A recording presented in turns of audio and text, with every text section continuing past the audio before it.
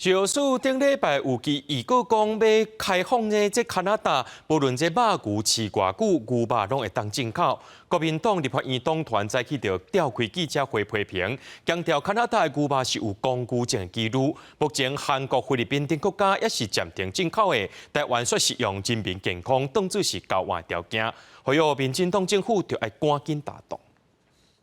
卫福部小组顶礼拜有个修正美国甲加拿大牛肉甲产品的进口规定草案，拍算开放加拿大全规定牛肉进口，或外界质疑有涉案记录。国民党提议党团初三开记者会批评，加拿大自2015年互人检出牛肉有公牛症，目前韩国、菲律宾这国家依然暂停进口。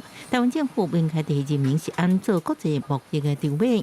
就算开放加牛进口，也不一定应加入跨太平洋伙伴全面进步协定 （CPTPP）。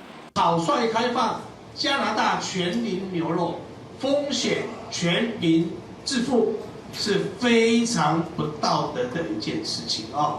所以我们希望民进党政府赶快悬崖勒马。加拿大对于我们参与 CPTPP 的这个态度也已经非常的清楚，就是说任何一个申请者，只要符合 CPTPP 高标准的话，都应该被欢迎进入到 CPTPP 这件事情。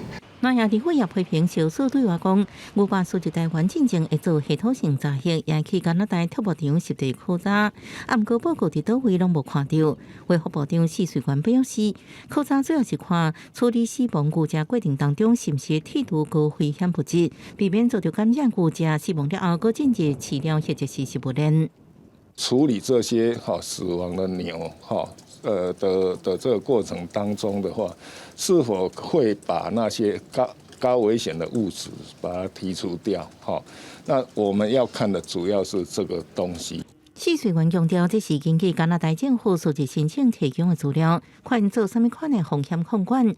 其实加拿大国内标准作业流程也是安尼，小数是针对书面资料做实际查核，看是不是符合。记者综合报道。